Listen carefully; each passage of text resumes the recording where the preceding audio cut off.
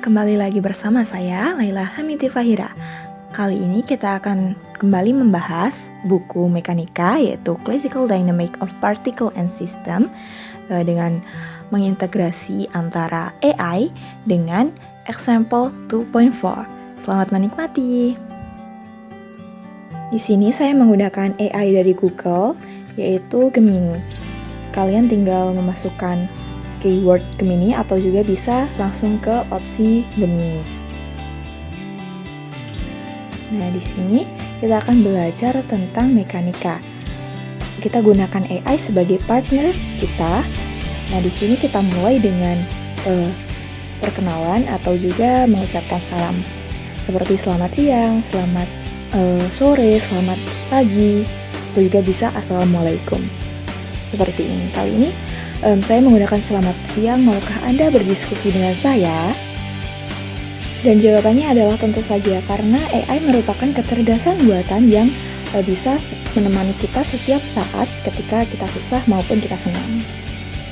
Seperti itu. Lalu kita lanjutkan, apakah mereka ingin berdiskusi dengan saya tentang mekanika ini? Tentu saja jawabannya, karena mereka AI dan pasti mau membantu kita ya. Tidak seperti teman yang tidak mau membantu. Di sini mereka juga menawarkan banyak sekali materi-materi yang mungkin kalian butuhkan untuk berdiskusi bersama dengan AI ini. Itu membuktikan bahwa mereka ini adalah pendengar yang sangat baik. Langsung saja kita ke pembahasannya, yaitu karena example 2.4 itu membahas tentang gerak partikel dalam medium yang memiliki gaya hambat.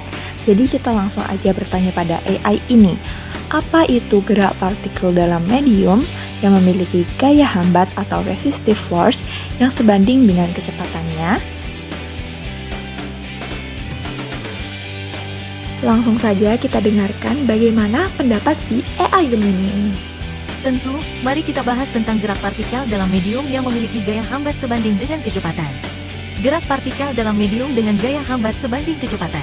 Bayangkan sebuah benda, partikel, yang bergerak di dalam suatu fluida, misalnya, air atau udara.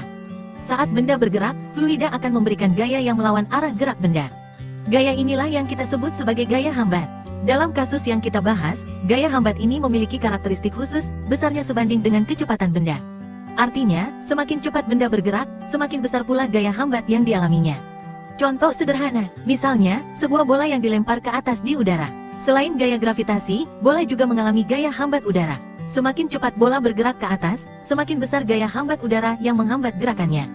Akibatnya, bola tidak akan mencapai ketinggian maksimum yang sama seperti jika tidak ada gaya hambat. Persamaan matematis, gaya hambat, F, dapat dinyatakan dalam persamaan. F sama dengan BV, F, gaya hambat, Newton. B, konstanta proporsionalitas, Newtons per meter. V, kecepatan benda, METERPELSECOND.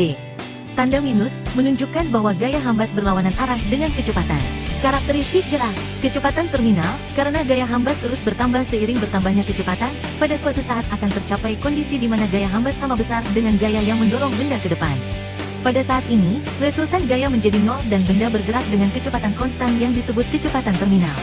Perlambatan, gaya hambat menyebabkan benda mengalami perlambatan. Semakin besar konstanta proporsionalitas, B, semakin cepat benda mengalami perlambatan. Penerapan dalam kehidupan sehari-hari, jatuh bebas, benda yang jatuh bebas di udara akan mencapai kecepatan terminal karena adanya gaya hambat udara.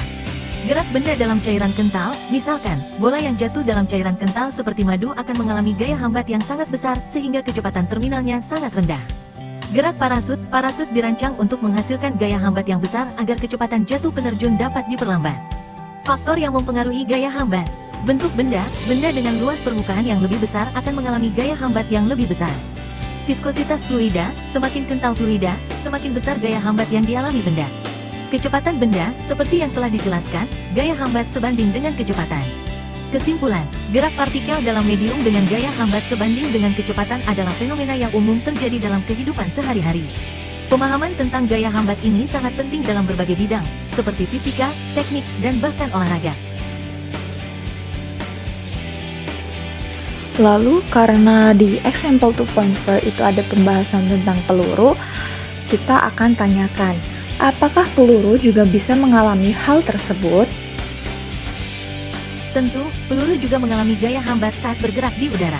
Gaya hambat ini sangat berpengaruh pada lintasan peluru, terutama pada jarak tembak yang jauh. Mengapa gaya hambat mempengaruhi peluru?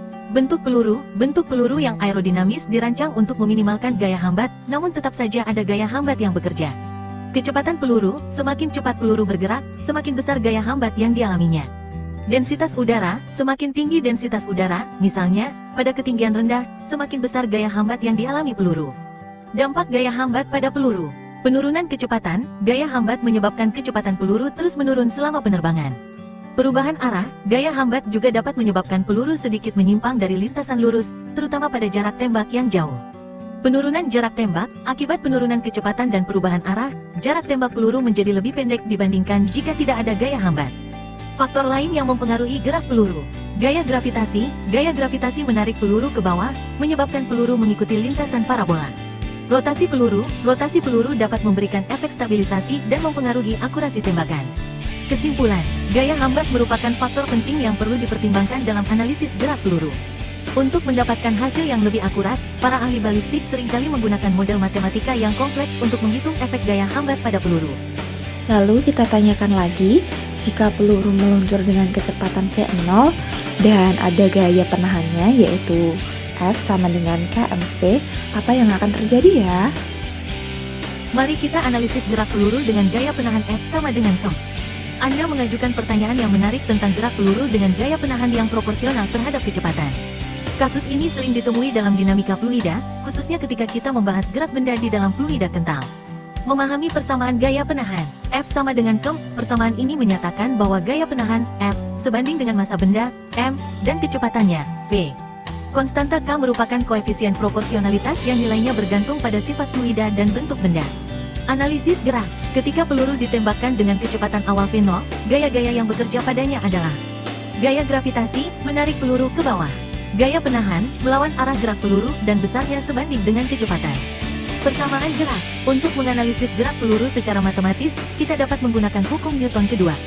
F sama dengan ma, dalam sumbu X, arah horizontal. K sama dengan ma garis bawah X A garis bawah X sama dengan K. Dalam sumbu Y, arah vertikal. M sama dengan ma garis bawah Y A garis bawah Y sama dengan Y. Persamaan di atas merupakan persamaan diferensial yang menggambarkan perubahan kecepatan peluru terhadap waktu. Solusi persamaan gerak. Penyelesaian persamaan diferensial ini akan memberikan kita persamaan kecepatan dan posisi peluru sebagai fungsi waktu. Namun, solusi analitiknya cukup kompleks dan melibatkan fungsi eksponensial. Karakteristik gerak. Perlambatan, gaya penahan menyebabkan peluru terus mengalami perlambatan sehingga kecepatannya akan terus menurun. Kecepatan terminal, sama seperti pada kasus umum, peluru akan mencapai kecepatan terminal di mana gaya penahan sama dengan gaya dorong. Lintasan peluru akan berbeda dengan lintasan parabola ideal karena adanya gaya penahan. Lintasannya akan lebih landai dan jarak tembaknya akan lebih pendek. Faktor-faktor yang mempengaruhi nilai K, semakin besar nilai K, semakin besar gaya penahan dan semakin cepat peluru kehilangan kecepatan. Massa peluru juga mempengaruhi waktu yang dibutuhkan untuk mencapai kecepatan terminal. Kecepatan awal peluru akan menentukan jarak tembak maksimum yang dapat dicapai. Simulasi numerik. Untuk mendapatkan hasil yang lebih akurat dan visual, kita dapat menggunakan simulasi numerik dengan bantuan komputer. Simulasi ini akan memungkinkan kita untuk melihat bagaimana peluru bergerak dalam berbagai kondisi. Penerapan. Analisis gerak peluru dengan gaya penahan memiliki banyak penerapan dalam berbagai bidang, seperti balistik, untuk merancang amunisi dan menganalisis kinerja senjata. Aerodinamika, untuk mempelajari gerak benda di udara. Olahraga, untuk menganalisis gerak proyektil seperti bola atau anak panah. Kesimpulan, gerak peluru dengan gaya penahan yang sebanding dengan kecepatan merupakan fenomena yang kompleks dan menarik. Pemahaman tentang fenomena ini sangat penting dalam berbagai bidang ilmu pengetahuan dan teknologi. Ingat ya teman-teman, tadi ada pembahasan tentang hukum Newton 2 yaitu sigma F sama dengan ma, dan juga ada pembahasan di X direction yaitu min K mf per ma x atau ax sama dengan min kf. Nanti di akhir kita akan coba buktikan apakah pembahasan di AI ini akan sesuai dengan example 2.4.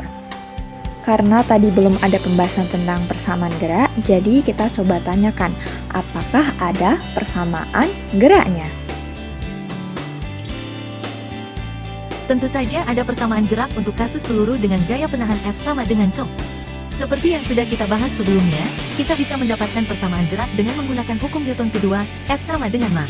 Persamaan gerak dalam sumbu X, horizontal. Gaya, hanya ada gaya penahan yang bekerja pada sumbu X.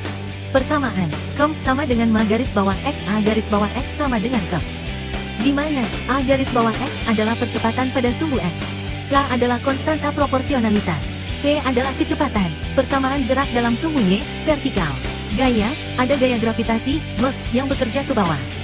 Persamaan, Mach sama dengan ma garis bawah Y A garis bawah Y sama dengan G. Di mana A garis bawah Y adalah percepatan pada sumbu Y. G adalah percepatan gravitasi. Menyelesaikan persamaan diferensial. Persamaan-persamaan di atas merupakan persamaan diferensial orde pertama. Untuk mendapatkan persamaan posisi dan kecepatan sebagai fungsi waktu, kita perlu menyelesaikan persamaan diferensial ini. Solusi umum dari persamaan diferensial untuk sumbu X adalah V_x t equals Vx asterisk e caret kt. di mana V garis bawah X, T, adalah kecepatan pada sumbu X pada waktu T. Vx adalah kecepatan awal pada sumbu X. Untuk mendapatkan persamaan posisi, kita dapat mengintegralkan persamaan kecepatan terhadap waktu. Analisis solusi kecepatan. Dari persamaan kecepatan, kita dapat melihat bahwa kecepatan peluru pada sumbu X akan menurun secara eksponensial seiring waktu.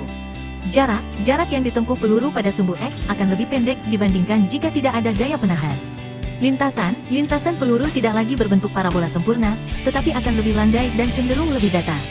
Pentingnya solusi numerik. Meskipun kita telah mendapatkan solusi umum, untuk kasus yang lebih kompleks atau untuk mendapatkan hasil yang lebih akurat, seringkali kita menggunakan metode numerik seperti metode Euler atau Runge-Kutta untuk menyelesaikan persamaan diferensial. Oke, jadi ditentukan tadi di persamaan geraknya ada di sumbu X dan solusi umumnya. Nanti kita buktikan lagi ya. Selanjutnya kita akan bertanya bagaimana cara menemukan persamaan kecepatan sebagai fungsi waktu. Menemukan persamaan kecepatan sebagai fungsi waktu. Memahami konsep dasar. Sebelum kita membahas cara menemukan persamaan kecepatan, mari kita ingat kembali beberapa konsep dasar dalam mekanika. Kecepatan, V, laju perubahan posisi terhadap waktu. Percepatan, A, laju perubahan kecepatan terhadap waktu. Hukum Newton 2, sigma F sama dengan ma, di mana sigma F adalah resultan gaya, M adalah massa, dan A adalah percepatan. Langkah-langkah umum. 1. Identifikasi gaya-gaya yang bekerja. Tentukan semua gaya yang bekerja pada objek. Gambarkan diagram gaya bebas untuk memperjelas. 2. Tuliskan persamaan hukum Newton 2.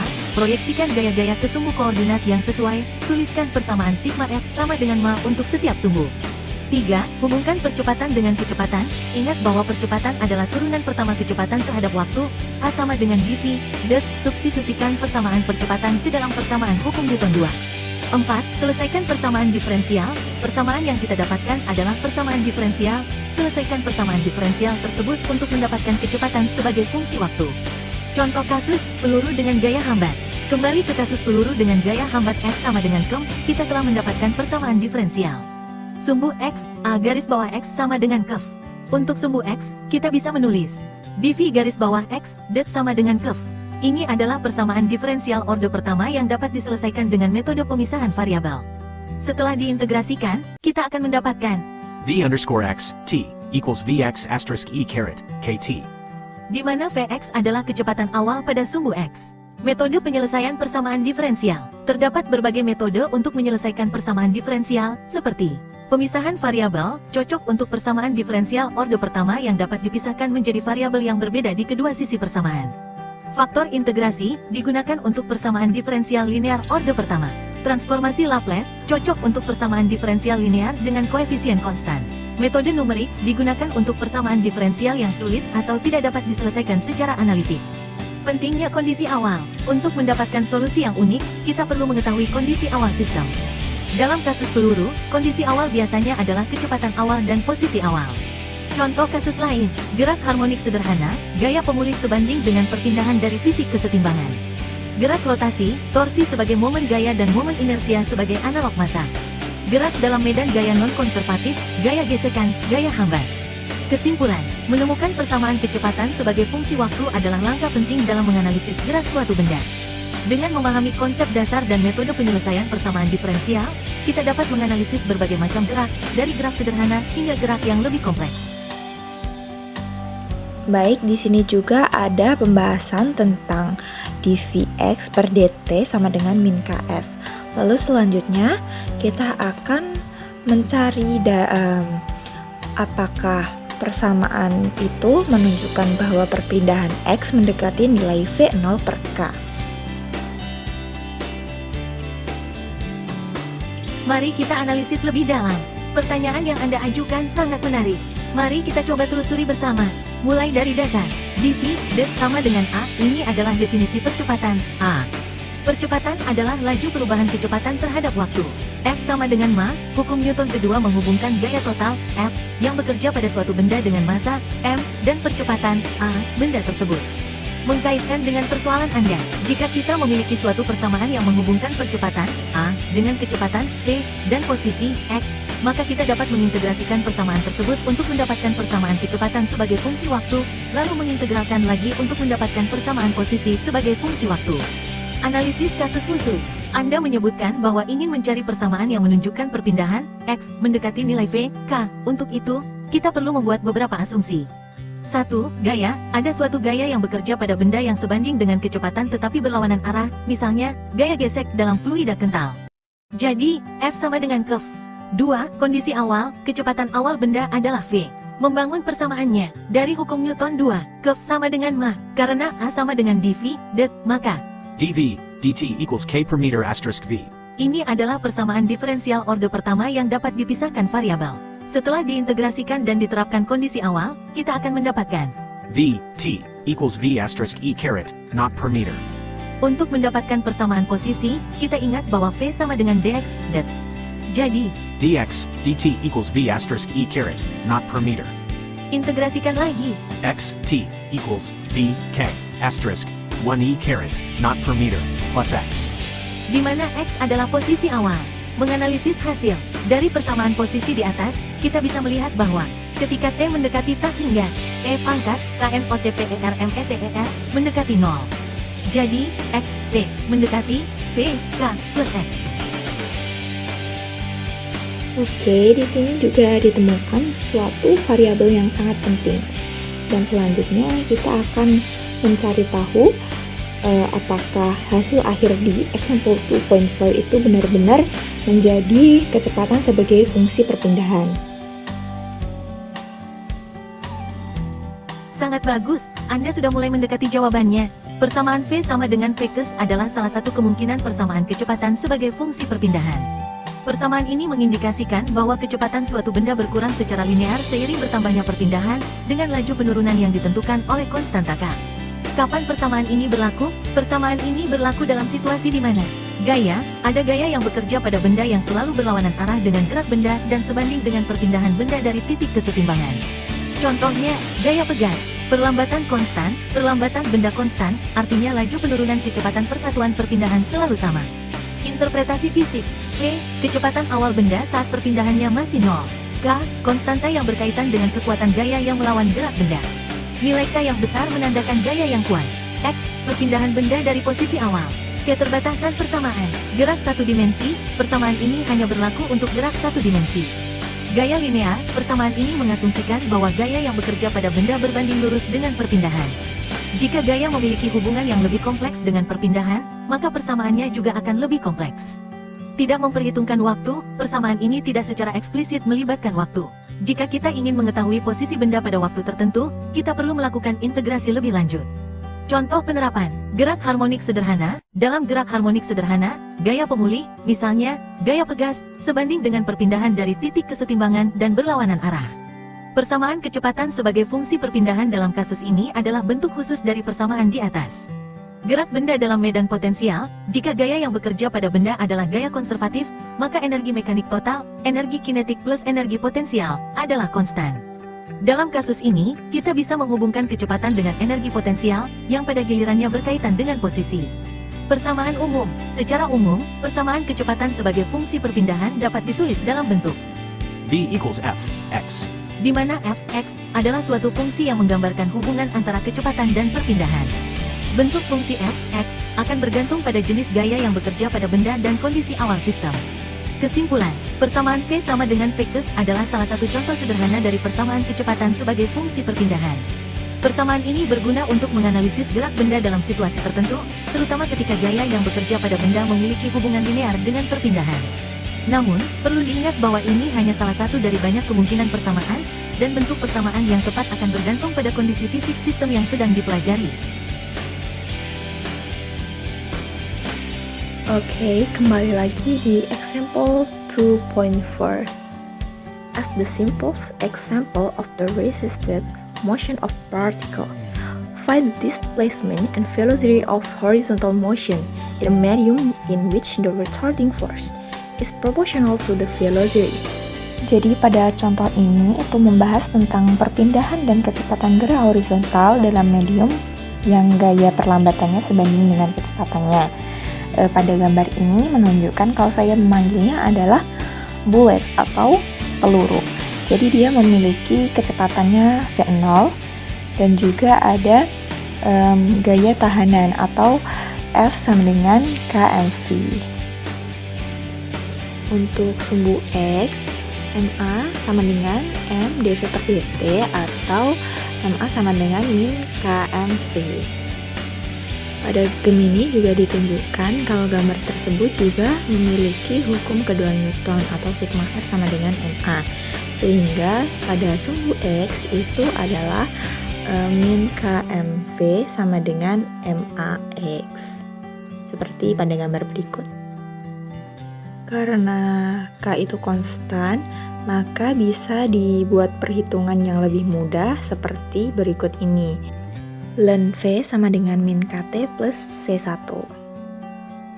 Kalau dalam Gemini diintegralkan juga seperti berikut dan mendapatkan Vxt sama dengan V0x kali E pangkat min KT. Itu sama dengan seperti ini, yang di bawah ini. V sama dengan V0 E pangkat min KT. Itu sama ya teman-teman.